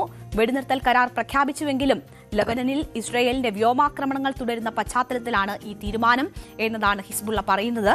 US മുൻകൈയെടുത്തുണ്ടാക്കിയ പുതിയ വെടിനിർത്തൽ കരാർ വെറും പ്രഹസനമാണെന്ന് ഹിസ്ബുള്ള തലവൻ നയിം ഖാസി പ്രസ്താവിച്ചു. ലബനനിലെ ബോംബാക്രമണം അവസാനിപ്പിക്കാത്ത പക്ഷം ഇസ്രയേൽ തങ്ങളുടെ പോരാളികളുടെ ലക്ഷ്യമായി തുടരുമെന്നും ലബനനിൽ നിന്ന് ഇസ്രയേൽ സൈന്യം സമ്പൂർണ്ണമായി പിൻവാങ്ങണമെന്നും ഹിസ്ബുള്ള ആവശ്യപ്പെട്ടു. ആക്രമണങ്ങൾ അവസാനിപ്പിക്കുക, വെടിനിർത്തൽ നടപ്പാക്കുക, ഇസ്രയേൽ സൈന്യത്തെ പിൻവലിക്കുക എന്നിവ മാത്രമാണ് തങ്ങളുടെ ലക്ഷ്യമെന്നാണ് ഹിസ്ബുള്ള പറയുന്നത്. അധിനിവേശം തുടരുന്നിടത്തോളം കാലം പ്രതിരോധം അവസാനിപ്പിക്കുമെന്ന് ഞങ്ങൾ ഒരു കക്ഷിക്കും ഉറപ്പ് നൽകിയിട്ടില്ല എന്നുകൂടി ഹിസ്ബുള്ള മേധാവി പറയുകയാണ്. ഇസ്രയേലുമായി നേരിട്ട് നടത്തുന്ന ചർച്ചകൾ അപമാനവും പ്രഹസനവുമാണെന്ന് വിശേഷിപ്പിച്ച നയിം ഖാസി ചർച്ചകളിൽ നിന്ന് ഭരണകൂടം പിന്മാറണമെന്നും ആവശ്യപ്പെട്ടു. തങ്ങളുടെ ഗ്രാമങ്ങൾ ബോംബാക്രമണത്തിലൂടെ തകർക്കപ്പെടുകയും ജനങ്ങൾ കൊല്ലപ്പെടുകയും ചെയ്യുന്നിടത്തോളം കാലം ഇസ്രയേലിലെ ജനവാസ മേഖലകളും സുരക്ഷിതമായിരിക്കില്ല എന്ന മുന്നറിയിപ്പും ഹിസ്ബുള്ള നൽകുകയാണ്. ലബനനിലെ ഇസ്രയേൽ അതിക്രമങ്ങളെ ചൊല്ലി കഴിഞ്ഞ ദിവസം ട്രംപും നെതന്യാഹുവും ഇടഞ്ഞതായി റിപ്പോർട്ടുകൾ വ്യാപകമായിരുന്നു. മാധ്യമ വാർത്തകൾ വന്നതിന് പിന്നാലെ നെതന്യാഹുവിനെ താൻ ഭ്രാന്തനെന്ന് വിളിക്കുകയും നന്ദി കെട്ടവനെന്ന് വിശേഷിപ്പിക്കുകയും ചെയ്തോ എന്ന ചോദ്യത്തിന് അതേ എന്ന് ട്രംപ് മറുപടി നൽകുകയും ചെയ്തിരുന്നു. ലബനനിലെ സംഘർഷം തുടർന്നു പോകുന്നതിൽ ട്രംപ് അസ്വസ്ഥനായിരുന്നു എന്നതാണ് നമുക്കതിലൂടെ മനസ്സിലായത്. ഇതാണ് നെതന്യാഹുവിനെതിരെ കടുത്ത ഭാഷ പ്രയോഗിക്കാൻ ട്രംപിനെ ഇടയാക്കിയത്. പക്ഷേ ട്രംപിന്റെ വിരട്ടലിന് ശേഷവും നെതന്യാഹു ഒരു മാറ്റവുമില്ലാതെ തുടരുകയാണ്. ട്രംപിന് പുല്ലുവിലയാണ് നെതന്യാഹു നൽകുന്നതെന്നാണ് വെടിനിർത്തലിന് ശേഷവും തുടരുന്ന ഈ ആക്രമണങ്ങൾ സൂചിപ്പിക്കുന്നത്. ഇത് ഇറാനുമായുള്ള സമാധാന ശ്രമങ്ങളെയും പിന്നോട്ടടിക്കുകയാണ്. അതേസമയം തന്നെ പ്രകോപനവുമായി ട്രംപും രംഗത്ത് വരുന്നതാണ് നമ്മൾ കാണുന്നത്. യുദ്ധം നീണ്ടുപോകുന്നതിലും ഇറാൻ വഴങ്ങാത്തതിലും ട്രംപ് അസ്വസ്ഥനാണ്. വീണ്ടും പ്രകോപനപരമായ പ്രസ്താവനകൾ ട്രംപിൽ നിന്നും ഉണ്ടായിക്കൊണ്ടിരിക്കുന്നു. അമേരിക്കൻ സൈനികർക്ക് നേരെ ആക്രമണമുണ്ടായാൽ ഇറാനെതിരെ വീണ്ടും പൂർണ്ണ തോതിലുള്ള യുദ്ധം ആരംഭിക്കുമെന്നാണ് അമേരിക്കൻ പ്രസിഡന്റ് ഡൊണാൾഡ് ട്രംപ് ശക്തമായ മുന്നറിയിപ്പ് നൽകിയിരിക്കുന്നത്. നിലവിലുള്ള താൽക്കാലിക വെടിനിർത്തൽ അവസാനിപ്പിച്ച് സൈനിക നടപടികളിലേക്ക് കടക്കാനുള്ള തന്റെ ഏക റെഡ് ലൈൻ എന്ന് പറയുന്നത് US സൈനികരുടെ ജീവനാണെന്ന് ട്രംപ് പറയുന്നു. ഇറാൻ തങ്ങളുടെ സൈനികരെ ലക്ഷ്യമിടുകയും ഏതെങ്കിലും US സൈനികർ കൊല്ലപ്പെടുകയും ചെയ്താൽ വളരെ പെട്ടെന്ന് തന്നെ കനത്ത തിരിച്ചടി ഉണ്ടാകുമെന്നും പൂർണ്ണ യുദ്ധം ആരംഭിക്കുമെന്നുമാണ് ഓവൽ ഓഫീസിൽ മാധ്യമപ്രവർത്തകരോട് സംസാരിക്കുമ്പോൾ ട്രംപ് പറഞ്ഞത്. അത് ട്രംപ് പലപ്പോഴും നമുക്കറിയാം സമാധാനം ഒരു ഭാഗത്ത് പറയും, മറുഭാഗത്ത് വലിയ ഭീഷണി ഉയർത്തുകയും ചെയ്യുകയാണ്. സമാന നിലയിൽ തന്നെയാണ് ഇപ്പോഴും ട്രംപ് സംസാരിക്കുന്നത്. അതിനോടൊപ്പം തന്നെ ഇറാൻ ഇപ്പോൾ നാവികസേനയില്ല, വ്യോമസേനയില്ല, നമ്മൾ അവരുടെ നേതൃത്വത്തെ ആകെ തുടച്ചു നീക്കിയിട്ടുണ്ട്. എന്നിട്ടും ഇറാൻ മികച്ച രീതിയിൽ യുദ്ധം ചെയ്യുന്നതായുള്ള വാർത്തകൾ വരുന്നത് വ്യാജ വാർത്തകളാണ്. ഇതെല്ലാം അവിശ്വസനീയമാണ് എന്നുകൂടി ട്രംപ് പറയുന്നു. അതൊക്കെ പരിഹാസത്തിന്റെ രൂപത്തിലാണ് ട്രംപ് പറയുന്നത്. ഇറാന്റെ 159 കപ്പലുകളും സമുദ്രത്തിന്റെ അടിത്തട്ടിലേക്ക് അയച്ചു എന്നത് ട്രംപ് പറയുന്നു. ഇതിന്റെ ദൃശ്യങ്ങൾ ഉൾപ്പെടെ തങ്ങളുടെ പക്കലുണ്ട് എന്നതാണ് ട്രംപ് പറയുന്നത്. മിഡിൽ ഈസ്റ്റിലെ അമേരിക്കൻ സൈനിക താവളങ്ങൾക്ക് നേരെ ഇറാന്റെ ഭാഗത്തു നിന്നും അടുത്തിടെ മിസൈൽ ഡ്രോൺ ആക്രമണങ്ങൾ ഉണ്ടായി. വളരെ ശക്തമായ ആക്രമണമാണ് കുവൈറ്റിലും ബഹ്റൈനിലും ഒക്കെ ഇറാൻ നടത്തിയത്. ഈ ഒരു പശ്ചാത്തലത്തിലാണ് ട്രംപ് ഇപ്പോൾ കടുത്ത ഭാഷയിൽ തന്നെ ഇറാനോട് പ്രതികരിക്കുന്നത്. ചെറിയ രീതിയിലുള്ള സംഘർഷങ്ങൾ സഹിച്ച് വലിയൊരു യുദ്ധം ഒഴിവാക്കാൻ താൻ തയ്യാറാണെങ്കിലും അമേരിക്കൻ സൈനികരുടെ പുറത്ത് എന്തെങ്കിലും സംഭവിച്ചാൽ, അവർക്ക് മരണം സംഭവിച്ചാൽ അത് വെടിനിർത്തലിന്റെ അവസാനമായിരിക്കും എന്ന ഒരു ഭീഷണിയാണ് ഇപ്പോൾ ട്രംപ് മുഴക്കുന്നത്. അത് ഗൾഫ് മേഖലയിൽ ഇറാൻ ശക്തമായ തിരിച്ചടി നൽകിയതിന്റെ ഒരു പ്രതികരണം എന്ന നിലയിൽ വേണം നമ്മൾ കാണാൻ. അതേസമയം ട്രംപ് ഇറാന്റെ എല്ലാ സേനാ വിഭാഗങ്ങളെയും നശിപ്പിച്ചു, അവരുടെ കപ്പൽ അടിത്തട്ടിലാക്കി, അവരുടെ നേതൃത്വത്തെ ആകെ ഇല്ലാതാക്കി എന്ന് വീമ്പ് പറയുമ്പോഴും ഗൾഫ് മേഖലയിൽ ഇറാൻ ആക്രമണം തുടരുകയാണ്. ഒമാൻ ഓയിൽ ടെർമിനലിനടുത്ത് ഇന്ന് വലിയ ആക്രമണം ഇറാൻ നടത്തിയിട്ടുണ്ട്. ഇതോടെ മിന അൽ ഫഹൽ ടെർമിനലിൽ നിന്നുള്ള ഇന്ധന നീക്കം നിർത്തിവെച്ചതായി അധികൃതർ തന്നെ വ്യക്തമാക്കുന്നുണ്ട്. അപ്പോൾ ഇറാൻ ഒരു ഭാഗത്ത് തിരിച്ചടി തുടർന്നുകൊണ്ടിരിക്കുകയാണ്. ഇതിൽ പ്രകോപിതനായാണ് ട്രംപ് രൂക്ഷമായ ഭാഷയിൽ പ്രതികരിക്കുന്നത്. അതേസമയം ട്രംപിന്റെ നിർദ്ദേശങ്ങൾ മറികടന്നും ലബനനിൽ വെടിനിർത്തൽ ലംഘിച്ചുകൊണ്ട് ഇസ്രയേൽ ആക്രമണം നടത്തുന്നുണ്ട്. അതും സമാധാന ശ്രമങ്ങളെ അകറ്റുന്നതാണ്, സമാധാന ശ്രമങ്ങളെ ഇല്ലാതാക്കുന്നതാണ്. ഇറാന്റെ സമ്പുഷ്ടീകരിച്ച യുറേനിയം കൈവശപ്പെടുത്താൻ അമേരിക്കയ്ക്ക് കരാറിന്റെ ഒന്നും ഒരു ആവശ്യവുമില്ല എന്ന് അമേരിക്കൻ പ്രസിഡന്റ് ഡൊണാൾഡ് ട്രംപ് വീമ്പ് പറഞ്ഞു. നയതന്ത്ര രീതിയിലോ സൈനികമായോ ഇറാൻ യുദ്ധം അമേരിക്ക വിജയിക്കുമെന്നും ട്രംപ് അവകാശപ്പെടുന്നുണ്ട്. കരാർ സാധ്യമാകുന്ന പക്ഷം ഇറാൻ പരമോന്നത നേതാവ് മുജ്തബ ഖമനേയുമായി കൂടിക്കാഴ്ചയ്ക്ക് തയ്യാറാണെന്ന് ട്രംപ് പറയുന്നു. മാത്രമല്ല, ലബനൻ സംഘർഷത്തെക്കുറിച്ച് ഹിസ്ബുള്ള പ്രതിനിധികളുമായും സംസാരിച്ചതായും ഒക്കെ ട്രംപ് അറിയിക്കുന്നുണ്ട്. അപ്പോൾ ഒരു ഭാഗത്ത് വെല്ലുവിളി തുടരുകയും മറുഭാഗത്ത് എന്തിനാണോ ഈ യുദ്ധം തുടങ്ങിയത്, ഇറാനിലെ പരമോന്നത നേതാവിനെ കൊലപ്പെടുത്തിയത്, അവരുടെ പിൻഗാമികളുമായും ഹിസ്ബുള്ളയുമായും പോലും ചർച്ചകൾ നടത്തി എങ്ങനെയെങ്കിലും യുദ്ധം അവസാനിപ്പിക്കാൻ പെടാപ്പാട് പെടുന്ന ട്രംപിനെയാണ് നമ്മൾ ഒരു ഭാഗത്ത് കാണുന്നത്. അതേ ഒരു ഭാഗത്ത് ചെയ്യുമ്പോൾ തന്നെ മറുഭാഗത്ത് വലിയ ഭീഷണിയും ട്രംപ് മുഴക്കുന്നു. എന്തായാലും 98 ദിവസമായിട്ടും എന്തിനാണ് തുടങ്ങിയതെന്നോ ആർക്കു വേണ്ടിയാണ് തുടങ്ങിയതെന്നോ എന്താണ് ലക്ഷ്യമെന്നോ അറിയാത്ത യുദ്ധം തുടർന്നുകൊണ്ടിരിക്കുകയാണ്. സമാധാന നീക്കങ്ങൾ അകന്നുപോയിക്കൊണ്ടിരിക്കുകയാണ്. അതിന്റെ കെടുതികൾ ലോകം മുഴുവനും അനുഭവിച്ചുകൊണ്ടിരിക്കുകയുമാണ്. നമുക്ക് ഒരു ചെറിയ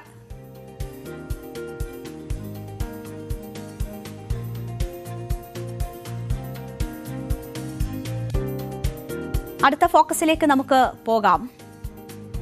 ഇന്ന് സമൂഹ മാധ്യമ ലൈവിലൂടെയും പ്രസ് മീറ്റിലൂടെയും അണ്ണാമലൈ തന്റെ ഭാവി പരിപാടികൾ പ്രഖ്യാപിച്ചിരിക്കുകയാണ്.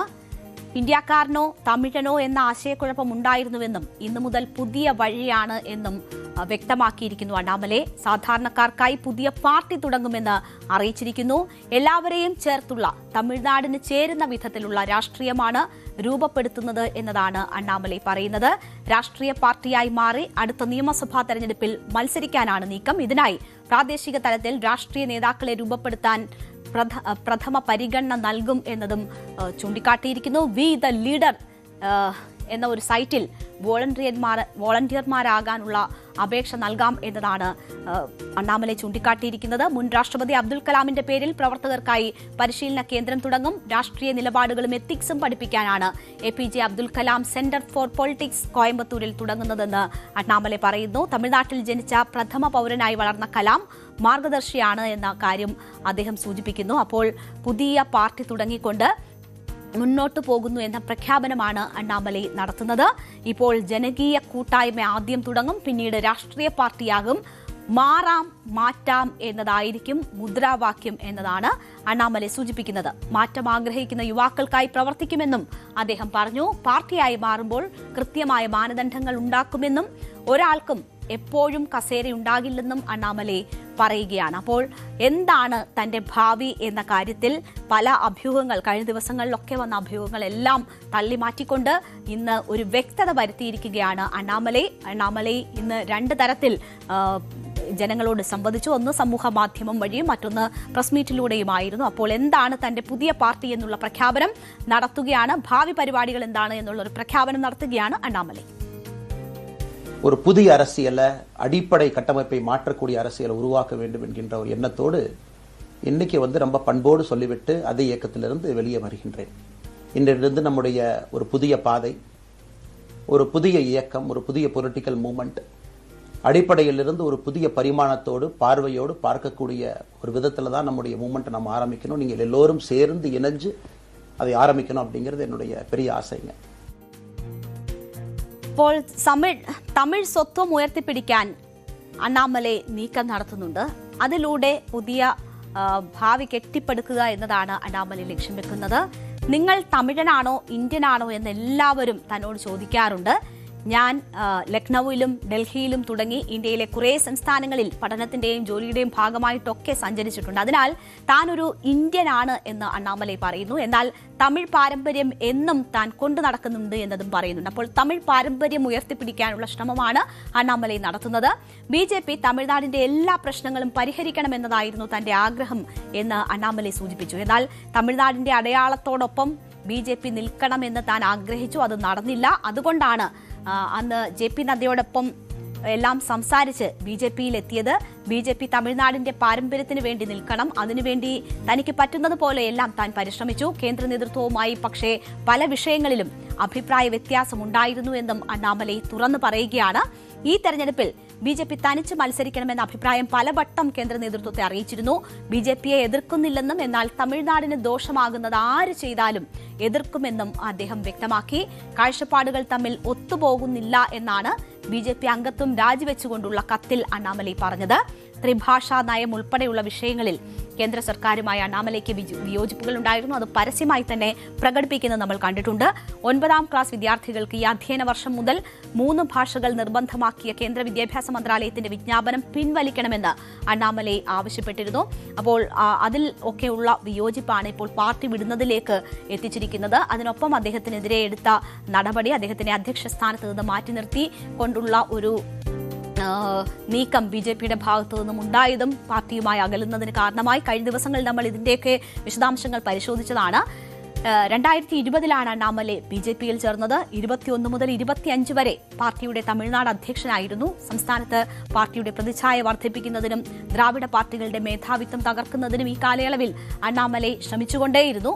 പക്ഷേ ദ്രാവിഡ പാർട്ടികളെ നേരിടാൻ അദ്ദേഹം നടത്തിയ ആവേശഭരിതമായ പ്രസംഗങ്ങൾ ശ്രദ്ധ പിടിച്ചുപറ്റുകയും യുവാക്കൾക്കിടയിൽ അദ്ദേഹത്തിന്റെ ജനപ്രീതി വർദ്ധിപ്പിക്കുകയും ചെയ്തുവെങ്കിലും സംസ്ഥാനത്ത് BJPയുടെ ഏറ്റവും ജനപ്രീതിയുള്ള നേതാക്കളിൽ ഒരാളായി അദ്ദേഹം ഉയർന്നെങ്കിലും പാർട്ടിയിലെ ഒരു വിഭാഗത്തിൽ നിന്നും അദ്ദേഹത്തിന് കടുത്ത വെല്ലുവിളികൾ നേരിടേണ്ടി വന്നു. AEA-DMKയുമായും അതിന്റെ നേതാവ് എടപ്പാടി പളനിസ്വാമിയുമായും അദ്ദേഹം നിരന്തരം കൊമ്പുകോർത്തു. ഇത് 2024 ലോക്സഭാ തെരഞ്ഞെടുപ്പിന് തൊട്ടു മുൻപ് സഖ്യം പിളരുന്നതിലേക്ക് നയിച്ചു. തെരഞ്ഞെടുപ്പിലെ തോൽവിയും പ്രതീക്ഷിച്ച നേട്ടമുണ്ടാക്കാനാകാത്തതുമൊക്കെ അണ്ണാമലയ്ക്ക് തിരിച്ചടിയായി. പാർലമെന്റ് തെരഞ്ഞെടുപ്പിലെ തിരിച്ചടിക്ക് പിന്നാലെ BJP ദേശീയ നേതൃത്വം തന്ത്രങ്ങൾ മാറ്റിപ്പയറ്റി. ഓക്സ്ഫോർഡ് സർവകലാശാലയിലെ ഹ്രസ്വകാല പഠനത്തിന് ശേഷം അണ്ണാമലൈ മടങ്ങിയെത്തുമ്പോഴേക്കും BJP AEA-DMKയുമായി വീണ്ടും സഖ്യത്തിലായിരുന്നു. തുടർന്ന് അണ്ണാമലയെ ഒതുക്കി പകരം സഖ്യത്തിന് അനുകൂലിയായ നയനാർ നാഗേന്ദ്രനെ പാർട്ടി നേതൃത്വത്തിലേക്ക് കൊണ്ടുവന്നു. 2 പ്രമുഖ ദ്രാവിഡ പാർട്ടികൾ മാറി മാറി ഭരിക്കുന്ന തമിഴ്നാട്ടിലെ കടുത്ത രാഷ്ട്രീയ സാഹചര്യത്തിലും BJPയുടെ ജനപ്രീതിയും ദൃശ്യതയും ഉയർത്തിയ നേതാവായിരുന്നു അണ്ണാമലൈ. എന്നാൽ ഒടുവിൽ പ്രായോഗിക രാഷ്ട്രീയത്തിന്റെ നിർബന്ധങ്ങൾക്ക് വഴങ്ങിയാണ് പാർട്ടി അദ്ദേഹത്തിന്റെ ആഗ്രഹങ്ങൾക്ക് വിരുദ്ധമായി AEA-DMKയുമായി സഖ്യമുണ്ടാക്കിയത്. അദ്ദേഹം പാർശ്വവൽക്കരിക്കപ്പെടുകയായിരുന്നു. അതിന് പിന്നാലെ വിജയിയെ മാതൃകയാക്കി മുന്നോട്ടു പോകാനാണ് ഈ ഘട്ടത്തിൽ അണ്ണാമലൈ ശ്രമിക്കുന്നത്. AEA-DMKയുമായി സംസ്ഥാന BJP സഖ്യമുണ്ടാക്കാൻ നീക്കം ആരംഭിച്ചതോടെ അണ്ണാമലൈ എതിർപ്പുമായി രംഗത്ത് വന്നിരുന്നു. സഖ്യമുണ്ടാക്കാതെ BJP സംഘടനാ ശക്തി വർദ്ധിപ്പിക്കണം എന്ന നിലപാടായിരുന്നു അണ്ണാമലൈ സ്വീകരിച്ചത്. എന്നാൽ DMKയെ പരാജയപ്പെടുത്തുകയെന്ന ഏക ലക്ഷ്യത്തോടെ ദേശീയ നേതൃത്വം സഖ്യത്തിൽ ഉറച്ചു നിൽക്കുകയും അണ്ണാമലൈയുടെ വാദത്തെ തള്ളുകയും ചെയ്തു. നിലവിൽ തമിഴ് രാഷ്ട്രീയത്തിൽ വലിയ ചലനങ്ങൾ സൃഷ്ടിക്കുന്ന നടൻ C. ജോസഫ് വിജയുടെ രാഷ്ട്രീയ പ്രവേശം യഥാർത്ഥത്തിൽ ദ്രാവിഡ കക്ഷികൾക്ക് ബദലായി BJP സ്വന്തം നിലയ്ക്ക് വളരണമെന്ന അണ്ണാമലൈയുടെ നിലപാടുകൾ ശരിവെക്കുന്നതായിരുന്നു. ആ ഒരു ലക്ഷ്യം ഇപ്പോഴും അണ്ണാമലൈ തുടരുന്നു എന്നതാണ് അദ്ദേഹത്തിന്റെ ഇന്നത്തെ പ്രതികരണങ്ങൾ വ്യക്തമാക്കിയത്. ഇന്ന് അദ്ദേഹം അക്കാര്യങ്ങൾ വ്യക്തമാക്കി. രാഷ്ട്രീയം ഒരു കുടുംബത്തിന്റെ സ്വന്തമല്ല. സ്ഥിരം നേതാക്കൾ, സ്ഥിരം എംപിമാർ, സ്ഥിരം MLA മാർ എന്ന ആശയം തങ്ങൾ തകർക്കും എന്നതാണ് ഇന്ന് അണ്ണാമലൈ പറഞ്ഞത്. അതിനെതിരെയായിരിക്കും തങ്ങളുടെ പ്രവർത്തനം എന്ന് പറയുന്നു. കൾട്ട് പൊളിറ്റിക്സിനെതിരെയും അണ്ണാമലൈ നിലപാട് വ്യക്തമാക്കി. വ്യക്തിപൂജാ രാഷ്ട്രീയത്തിൽ നിന്ന് പുറത്തു കടന്ന് സാധാരണ ജനങ്ങളുടെ രാഷ്ട്രീയം കൊണ്ടുവരേണ്ടതുണ്ടെന്നാണ് അണ്ണാമലൈ പ്രഖ്യാപിച്ചത്. അണ്ണാമലൈയുടെ നീക്കങ്ങൾ ശ്രദ്ധയോടെ വീക്ഷിക്കുകയാണ് TVKയും ഇപ്പോൾ. കൾട്ട് പൊളിറ്റിക്സിനെതിരായിട്ടുള്ള അണ്ണാമലൈയുടെ നീക്കം അത് സി ജോസഫ് വിജയിയെ ലക്ഷ്യമിടുന്നതാണ്. അണ്ണാമലൈയുടെ BJPയിൽ നിന്നുള്ള പിന്മാറ്റം തങ്ങൾക്കെതിരെ പ്രധാന പ്രതിപക്ഷ ശക്തിയായി ഉയർന്നു വരാനുള്ള കൃത്യമായ രാഷ്ട്രീയ നീക്കമാണ് എന്നതാണ് TVK പ്രവർത്തകരും നേതാക്കളും വിലയിരുത്തുന്നത്. വ്യക്തിപൂജാ രാഷ്ട്രീയമെന്ന അദ്ദേഹത്തിന്റെ ആരോപണങ്ങൾ തമിഴ്നാട്ടിലെ യുവജനങ്ങളും പൊതുജനങ്ങളും വിജയിക്ക് നൽകിയ വൻ ജനാധിപത്യ പിന്തുണയെ ദുർബലപ്പെടുത്താനുള്ള ശ്രമമാണ് എന്ന് അവർ തിരിച്ചറിയുന്നുമുണ്ട്. അപ്പോൾ ആ നിലയിൽ എന്താണ് അണ്ണാമലൈയുടെ നീക്കമെന്നത് TVK ഉൾപ്പെടെ നോക്കുകയാണ്. ഈ ഘട്ടത്തിൽ തന്നെ DMKയും കോൺഗ്രസും തമ്മിലുള്ള അകൽച്ച ഏതാണ്ട് പൂർണ്ണമാകുന്നത് കൂടി നമ്മൾ തമിഴ്നാട് രാഷ്ട്രീയത്തിൽ കാണുകയാണ്. ദേശീയ തലത്തിൽ കോൺഗ്രസുമായുള്ള സഹകരണം പൂർണ്ണമായും ഉപേക്ഷിക്കാൻ DMK തീരുമാനിച്ചിരിക്കുന്നു. തിങ്കളാഴ്ച ഡൽഹിയിൽ നടക്കുന്ന ഇന്ത്യ മുന്നണി യോഗത്തിൽ DMK പങ്കെടുക്കില്ല. കോൺഗ്രസിനെതിരെ കടുത്ത വിമർശനവുമായി DMK നേതാവ് ഉദയനിധി സ്റ്റാലിൻ രംഗത്തു വന്നു. കോൺഗ്രസിന്റെ വഞ്ചന DMK ഒരിക്കലും മറക്കില്ല. കോൺഗ്രസിന്റെ വിജയിച്ച MLA മാർ പോലും തങ്ങളുടെ നേതാവിനെ കണ്ടിട്ടില്ല. TVKയെ പിന്തുണച്ചുകൊണ്ട് കോൺഗ്രസ് ചതിച്ചു. ചില സഖ്യകക്ഷികൾ പോലും തങ്ങളെ പിന്തുണച്ചെങ്കിലും കോൺഗ്രസ് അത് കാണിച്ചില്ല എന്നും ഉദയനിധി സ്റ്റാലിൻ പറഞ്ഞു. അപ്പോൾ കോൺഗ്രസുമായിട്ടുള്ള എല്ലാ ബന്ധവും ഉപേക്ഷിക്കുന്നതിലേക്ക് DMK എത്തുകയാണ്. ഉദയനിധി സ്റ്റാലിന്റെ പ്രതികരണം കേൾക്കാം. நம்ம கூட கூட்டணி வச்சிருந்த கூடிய காங்கிரஸ் இயக்கம் துரோக கூட்டம் நம்ம பேரை சொல்லி நம்ம தலைவர் முகத்தை காட்டி வாக்குகளை பெற்று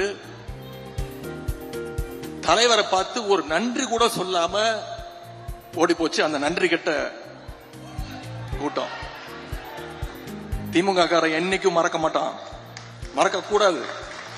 தமிழ்நாட்டு மக்களும் மறக்க மாட்டாங்க. 22 MP മാരുള്ള DMKയുടെ പിന്തുണ ദേശീയ തലത്തിൽ നഷ്ടമാകുന്നത് കോൺഗ്രസിന് വലിയ തിരിച്ചടിയാണ്.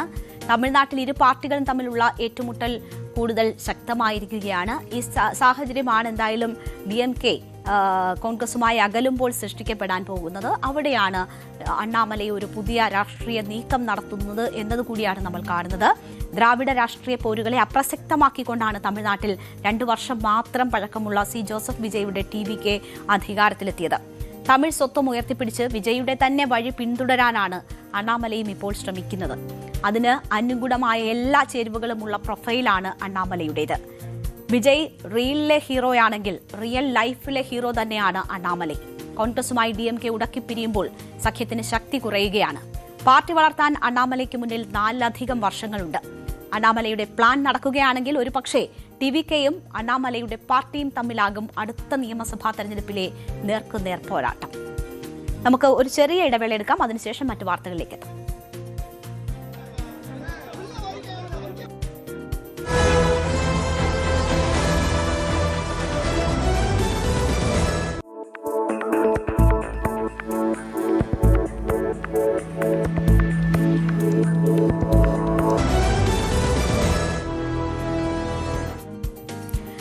നമ്മളിനി പോകുന്നത് ഇപ്പോൾ കിട്ടുന്ന ഒരു വാർത്തയിലേക്കാണ്. ED ഉദ്യോഗസ്ഥർ സഞ്ചരിച്ച വാഹനം ആക്രമിച്ച കേസിൽ പ്രതിപക്ഷ നേതാവ് പിണറായി വിജയന്റെ വീടിന് മുന്നിൽ തെളിവെടുപ്പ് നടക്കുകയാണ്. റിമാൻഡിലായിരുന്ന പ്രതികളെ കോടതി പോലീസ് കസ്റ്റഡിയിൽ വിട്ടിരുന്നു. ഇപ്പോൾ വിവരങ്ങളുമായി അവിടെ നിന്ന് ഡാൻ കുര്യൻ ചേരുകയാണ്. ഡാൻ, ED ഉദ്യോഗസ്ഥർ ആക്രമിക്കപ്പെട്ടപ്പോൾ കൈയും കെട്ടി നോക്കിയിരുന്ന അല്ലെങ്കിൽ ഇടപെടാൻ കഴിയാതെ നിസ്സഹായരായി നിന്ന പോലീസാണ് ഇപ്പോൾ തെളിവെടുപ്പിനായി അവിടെ എത്തിയിരിക്കുന്നത്. എന്താണ് അവിടെ കാണാൻ കഴിയുന്നത്? തിരുവനന്തപുരം ഫസ്റ്റ് ക്ലാസ് മജിസ്ട്രേറ്റ് കോടതിയാണ് നാളെ വൈകുന്നേരം 4 മണി വരെ ഈ കേസിലെ 5 പ്രതികളെ കസ്റ്റഡിയിൽ വിട്ടത്.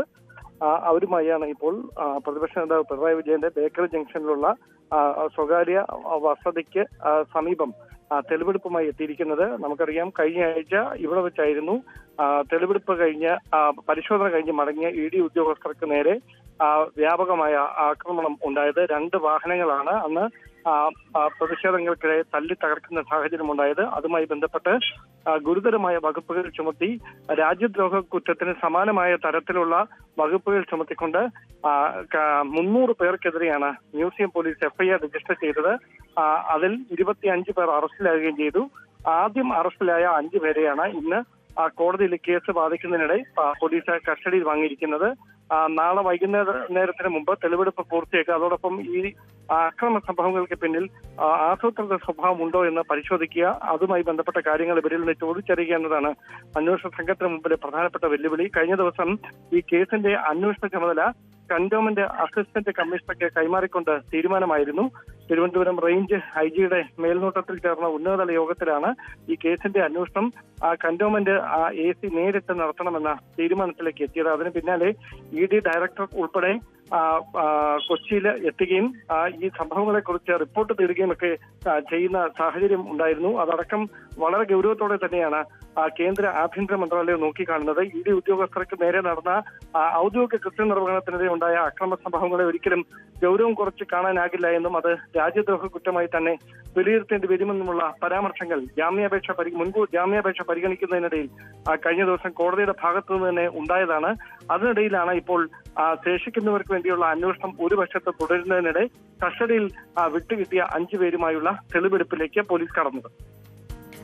ഇപ്പോഴും തെളിവെടുപ്പ് അവിടെ തുടരുകയാണോ ഡാൻ, അതോ തെളിവെടുപ്പ് പൂർത്തിയായോ? ഇത് അല്പസമയത്തെ നടപടിക്രമം മാത്രമാണ്. കാരണം ഇതൊരു സ്വാഭാവിക നടപടി മാത്രമാണ്. ഈ കൃത്യം നടന്ന സ്ഥലത്ത് എത്തിക്കുക, ക്രൈം സീനിൽ എത്തിക്കുക, അവിടെ വെച്ച് കാര്യങ്ങൾ ചോദിച്ചറിയുക എന്നൊരു സ്വാഭാവിക നടപടിക്രമം മാത്രമാണ് ഇപ്പോൾ പോലീസ് പൂർത്തിയാക്കുന്നത്. അത് വളരെ ചുരുങ്ങിയ സമയം കൊണ്ട് ആ നടപടിക്രമങ്ങൾ പൂർത്തിയാക്കി അവിടെ നിന്ന് മടങ്ങുന്ന സാഹചര്യമാണ് ഉണ്ടായിരിക്കുന്നത്. ഇനി ശേഷിക്കുന്ന പ്രതികൾക്ക് വേണ്ടിയും സമാനമായ തരത്തിൽ കസ്റ്റഡി അപേക്ഷ സമർപ്പിക്കും കോടതിയിൽ. അതിനുശേഷം അവരെ കൂടി കസ്റ്റഡിയിൽ വാങ്ങി ഒരുമിച്ചിരുത്തിയും വെവ്വേറെയുമായും കാര്യങ്ങൾ ചോദിച്ചറിയാനുള്ള നീക്കവും അതോടൊപ്പം ഈ സ്ഥലത്തെത്തിച്ച് തെളിവെടുപ്പ് നടത്തുന്ന തരത്തിലുള്ള തുടർ നടപടികളും ഉണ്ടാകുമെന്നാണ് മനസ്സിലാക്കാൻ കഴിയുന്നത്. ശരി, ഡാൻ കുര്യനാണ് വിവരങ്ങൾ നൽകിയത്. എന്തായാലും തെളിവെടുപ്പ് പൂർത്തിയായിരിക്കുകയാണ്. ഈ കേസിൽ നമ്മൾ നേരത്തെ സൂചിപ്പിച്ചതുപോലെ ഇനി തുടർ അന്വേഷണങ്ങൾ, മറ്റ് ഏജൻസികളുടെ അന്വേഷണങ്ങളൊക്കെ ഉണ്ടാകുമോ എന്ന് സംശയിക്കുന്ന ഒരു ഘട്ടം കൂടിയാണ്. എന്തായാലും പോലീസ് ഇപ്പോൾ തെളിവെടുപ്പ് നടത്തിയിരിക്കുകയാണ്.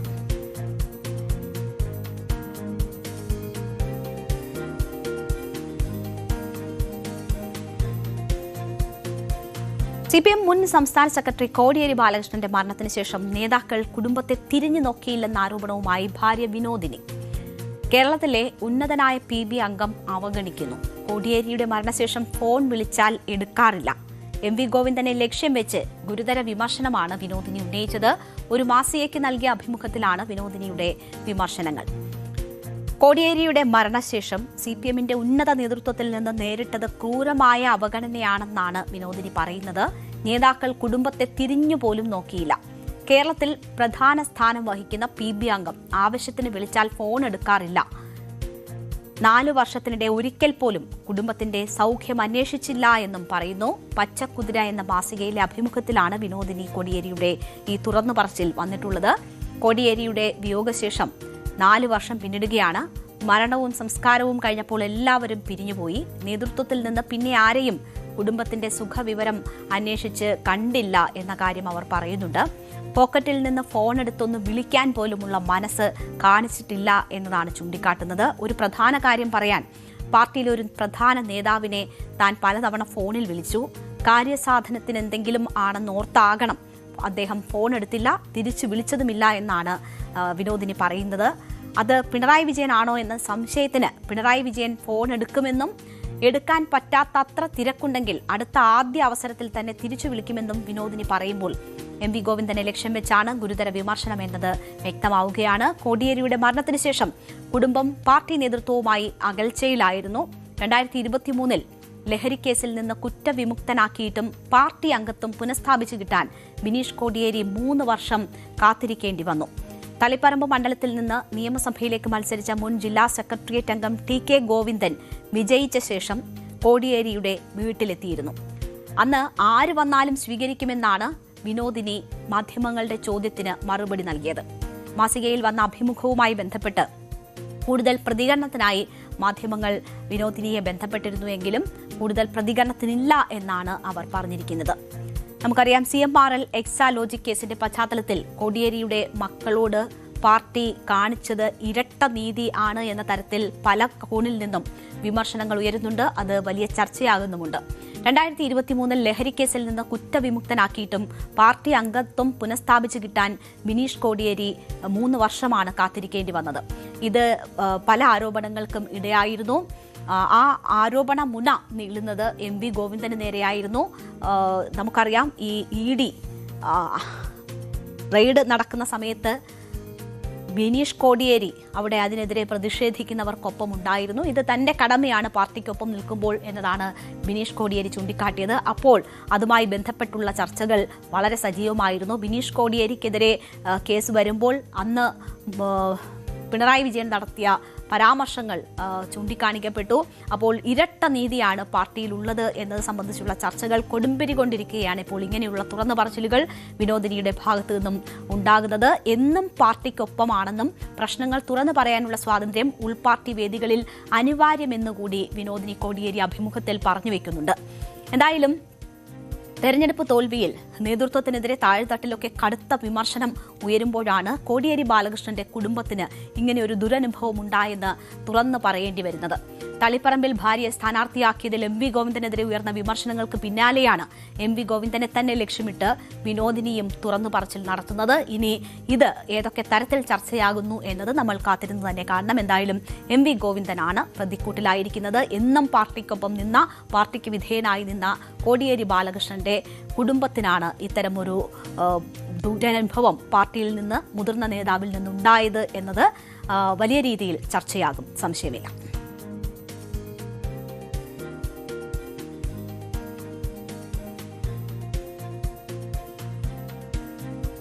2 മാസമായി ആലപ്പുഴ ബീച്ചിൽ നടന്ന കോടികൾ ലാഭം കൊയ്ത സിയാൻ എന്ന കമ്പനിയുടെ വണ്ടർ ഫാൾസ് എന്ന പ്രദർശനത്തിന് ശേഷം ഗുരുതരമായ പാരിസ്ഥിതിക ആഘാതമുണ്ടാക്കുന്ന മാലിന്യ നിക്ഷേപം ബീച്ചിൽ കുമിഞ്ഞുകൂടിയത് കഴിഞ്ഞ ദിവസം ന്യൂസ് 18 റിപ്പോർട്ട് ചെയ്തിരുന്നു. ആയിരക്കണക്കിന് ജനങ്ങൾ വന്നുപോകുന്ന ബീച്ചിൽ നിരവധി കക്കൂസ് ടാങ്കുകളും നിർമ്മിച്ചിട്ടുണ്ട്. വെള്ളത്തിൽ നിന്ന് 5 മീറ്റർ പോലും അകലത്തിലല്ല ഈ കക്കൂസ് ടാങ്കുകൾ നിർമ്മിച്ചത്. പ്രദർശനത്തിന്റെ ഭാഗമായി കൊണ്ടുവന്ന ഇരുമ്പ് ഉപയോഗിച്ച് നിർമ്മിച്ച ഉയരമുള്ള ഭിത്തികൾ മഴക്കാലമായതോടെ വലിയ അപകട ഭീഷണി ഉയർത്തുന്നു. ഇതൊക്കെ ന്യൂസ് 18 കഴിഞ്ഞ ദിവസം ചൂണ്ടിക്കാട്ടിച്ചതാണ്. ഈ വാർത്തയ്ക്ക് പിന്നാലെ വിഷയത്തിൽ G. സുധാകരൻ MLA ഇടപെടലൊക്കെ ഉണ്ടായി. മാലിന്യ പ്രതിസന്ധി രൂക്ഷമായതിനെ തുടർന്ന് ആലപ്പുഴ ബീച്ചിനോട് ചേർന്നുള്ള DTPC നടത്തുന്ന വാട്ടർ തീം പാർക്കിലെ കനാലിലെ മത്സ്യങ്ങൾ ചത്തുപൊങ്ങിയതും അടിയന്തര ശുചീകരണം നടത്താതെ ജലത്തിൽ കുട്ടികൾ സ്പർശിക്കുക പോലും ചെയ്യരുത് എന്ന് അന്താരാഷ്ട്ര കായൽ ഗവേഷണ കേന്ദ്രം നിർദ്ദേശിച്ചതും ന്യൂസ് 18 വാർത്തയാക്കിയിരുന്നു. ഇന്ന് കൂടുതൽ അന്വേഷണങ്ങൾ ഞങ്ങളുടെ പ്രതിനിധി ശരണ്യ സ്നേഹജൻ നടത്തുമ്പോൾ മറ്റ് ചില കാര്യങ്ങൾ കൂടി വ്യക്തമാവുകയാണ്. ആയിരങ്ങൾ വന്നുപോയ ആലപ്പുഴ വണ്ടർ ഫോൾസ് വെള്ളച്ചാട്ടത്തിന് ഉപയോഗിച്ചത് മനുഷ്യ വിസർജ്യം കൊണ്ട് മലിനപ്പെട്ട ജലമാണ് എന്നതാണ് വ്യക്തമാകുന്നത്. കൃത്രിമ വെള്ളച്ചാട്ടത്തിനായി കരുതിയിരുന്ന ജലത്തിന്റെ സാമ്പിളുകളിൽ വൻതോതിൽ കോളിഫോം ബാക്ടീരിയ കണ്ടെത്തി. 100 മില്ലിമീറ്റർ ജലത്തിൽ 1000-ൽ പരം ബാക്ടീരിയകളെന്ന ഞെട്ടിക്കുന്ന കണക്കാണ് പുറത്തുവന്നത്. കൃത്രിമ വെള്ളച്ചാട്ടം ഒരുക്കിയിടത്ത് സ്ഥാപിച്ച കക്കൂസുകളിൽ നിന്നുള്ള മനുഷ്യ വിസർജ്യം ഭൂഗർഭജലവുമായി കലർന്നിട്ടുണ്ടെന്ന് ഗവേഷകർ ചൂണ്ടിക്കാട്ടുന്നു. ഈ വാർത്തയാണ് ഞങ്ങളുടെ പ്രതിനിധി ശരണ്യ സ്നേഹജൻ തയ്യാറാക്കിയ വാർത്തയിലേക്ക്. ആലപ്പുഴ ബീച്ചിൽ വേനലവധി കാലത്ത് 2 മാസക്കാലമായി നടന്ന ബീച്ച് കാർണിവലുമായി ബന്ധപ്പെട്ട് ഗുരുതര പാരിസ്ഥിതിക ആഘാതം ഉണ്ടാക്കുന്ന നിർമ്മാണങ്ങളടക്കം നടന്നു എന്നുള്ള വാർത്ത കഴിഞ്ഞ ദിവസം ന്യൂസ് 18 പുറത്തുവിട്ടിരുന്നു. അതിനുശേഷം വലിയ മാലിന്യ പ്രതിസന്ധിയാണ് ആലപ്പുഴ ബീച്ചും പരിസര പ്രദേശങ്ങളിലും നേരിടുന്നത് എന്നുള്ളതാണ്. വലിയ CRZ ലംഘനങ്ങൾ ഉൾപ്പെടെ നടന്നു പലയിടങ്ങളിലും. അതിൽ ഏറ്റവും നിർണായകമായിരുന്നത് ആ ബീച്ചിന്റെ ആ മണലിൽ കുഴിക്കക്കൂസുകൾ ഇറക്കി, അതായത് ലക്ഷക്കണക്കിന് ആളുകൾ വന്നുപോയ പ്രദർശനത്തിൽ കുഴിക്കക്കൂസുകൾ ഇറക്കിയാണ് ബീച്ചിൽ അത്തരത്തിലൊരു സൗകര്യം ഏർപ്പാട് ചെയ്തത് എന്നുള്ളതായിരുന്നു. അതിനെ സാധൂകരിക്കുന്ന ഏറ്റവും നിർണായകമായ വിവരങ്ങളാണ് ഇപ്പോൾ ന്യൂസ് 18 പുറത്തുവിടുന്നത്. കഴിഞ്ഞ ദിവസം ന്യൂസ് 18 വിവരം അറിയിച്ചതിനെ തുടർന്ന് അന്താരാഷ്ട്ര കായൽ ഗവേഷണ കേന്ദ്രത്തിലെ ഉദ്യോഗസ്ഥർ, ഡയറക്ടർ ഡോക്ടർ പത്മകുമാറിന്റെ നേതൃത്വത്തിൽ അഗ്രികൾച്ചർ ഡെപ്യൂട്ടി ഡയറക്ടർ ഡോക്ടർ ക്യൂനോ അടക്കമുള്ള ജീവനക്കാർ വന്നിരുന്നു. ഒപ്പം തന്നെ പരിസ്ഥിതി ഗവേഷണം നടത്തുന്ന ജീവനക്കാരും അതിനോടൊപ്പം ഗവേഷണ കേന്ദ്രത്തിലെ ജീവനക്കാർ ഉണ്ടായിരുന്നു. അവർ വിവിധ ഇടങ്ങളിൽ നിന്ന് സാമ്പിളുകൾ ശേഖരിച്ചു. ഈ വണ്ടർ ഫോൾസ് എന്ന കൃത്രിമ വെള്ളച്ചാട്ടം ഒരുക്കിയ സിയാൻ എന്ന കമ്പനി ഒരുക്കിയ വണ്ടർ ഫോൾസ് എന്ന കൃത്രിമ വെള്ളച്ചാട്ടത്തിന്റെ ഇടത്തു നിന്നും അവിടുത്തെ കുഴൽക്കിണറിന്റെ ഭാഗമായി ശേഖരിച്ച വെള്ളം കൂടി, അതിന്റെ സാമ്പിളുകൾ കൂടി അവർ എടുത്തിരുന്നു. അതിലാണ് ഇപ്പോൾ ഏറ്റവും നിർണായകമായ വിവരങ്ങൾ ലഭ്യമായിട്ടുള്ളത്. അതായത് ഈ ജലം, വാട്ടർഫോൾസ് എന്ന് പറയുന്നത് കൃത്രിമ വെള്ളച്ചാട്ടം സൃഷ്ടിക്കുന്നതായിരുന്നു. അതിന് ധാരാളം ജലം ആവശ്യമായി ഉണ്ടായിരുന്നു. ഈ CRZ മേഖലയിൽ അനധികൃതമായി കുഴൽക്കിണർ കുഴിച്ചാണ് അത്തരത്തിൽ വെള്ളം എടുത്തിരുന്നത്. ഈ വെള്ളത്തിന്റെ സാമ്പിൾ പരിശോധിച്ചപ്പോഴാണ് ഞെട്ടിക്കുന്ന വിവരങ്ങൾ ലഭ്യമായിട്ടുള്ളത്. കോളിഫോം ബാക്ടീരിയയുടെ അളവ് ഞെട്ടിക്കുന്ന വിധത്തിൽ, അല്ലെങ്കിൽ ആ രീതിയിൽ ആ വെള്ളത്തിൽ കൂടുതലായിരുന്നു എന്ന് തന്നെ പറയാൻ കഴിയും. അതായത് 100 ml വെള്ളത്തിൽ 1000-ലധികം കോളിഫോം ബാക്ടീരിയകൾ ഉണ്ടായിരുന്നു എന്നുള്ളതാണ്. 3 ഇടത്ത് നിന്നാണ് ജലസാമ്പിളുകൾ ശേഖരിച്ചത്. ഈ റൈഡിന്റെ കീഴ്ഭാഗത്ത് അടക്കമുള്ള ഇടങ്ങളിൽ നിന്നുള്ള ജലസാമ്പിളുകൾ ശേഖരിച്ചു. അവിടെ സംഭരിച്ചു വെച്ചിരുന്ന വെള്ളം ശേഖരിച്ചു. അതിലാണ് ഈ കോളിഫോം ബാക്ടീരിയയുടെ അളവ് എല്ലായിടത്തും ഒരുപോലെ കാണപ്പെട്ടത് എന്നുള്ളതാണ്. സാധാരണഗതിയിൽ 100 ml വെള്ളത്തിൽ 10 കോളിഫോം ബാക്ടീരിയകൾ ഉണ്ടെങ്കിൽ പോലും അത് ആരോഗ്യത്തിന് ഹാനികരമാണ്. അവിടെയാണ് ഈ ഇത്രയധികം ജനങ്ങൾ വന്നുപോയ ഒരിടത്ത് 190 രൂപ ടിക്കറ്റ് നിരക്കിൽ വിൽപ്പന നടത്തി ജനങ്ങളെ അകത്തേക്ക് പ്രവേശിപ്പിച്ച ഇടത്ത് യാതൊരുവിധ ശാസ്ത്രീയ പരിശോധനകളും ഒന്നുമില്ലാതെ തന്നെ, അല്ലെങ്കിൽ റെക്കോർഡിക്കലായി അത് ശേഖരിക്കാതെ സൂക്ഷിച്ചു വെക്കാതെ ഇത്തരത്തിൽ ജലം ഉപയോഗിച്ചത് എന്നുള്ളതാണ്. കുട്ടികളടക്കം നിരവധി പേർ വന്നുപോയ ഇടത്താണ് ഇത്തരത്തിൽ വെള്ളം മലിനപ്പെട്ട ജലം ഉണ്ടായിട്ടുള്ളത്. തീർച്ചയായും എന്ത് വലിയ അനാസ്ഥയാണ് ഉണ്ടായിട്ടുള്ളത് എന്നതിൻ്റെ വിവരങ്ങളാണ് ശരണ്യ സ്നേഹജൻ പങ്കുവെക്കുന്നത്. ആഘോഷിക്കാനായി എത്തിയിടത്ത് 190 രൂപ ഫീസ് വാങ്ങി പ്രവേശിപ്പിച്ച ഇടത്താണ് ഇത്രയും വൃത്തിഹീനമായ നിലയിലുള്ള റൈഡുകളും മറ്റും ഒരുക്കിയിരുന്നത്, ജലം ഉപയോഗിച്ചിരുന്നത് എന്നത് വ്യക്തമാകുന്നു.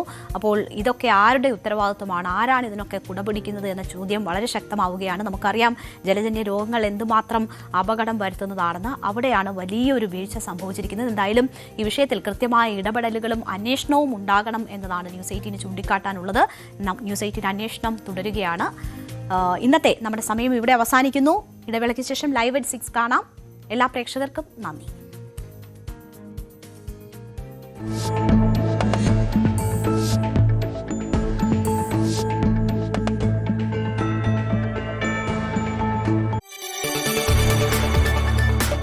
കൂടുതൽ വാർത്തകൾക്ക് news 18 Keralam YouTube channel subscribe ചെയ്യുക.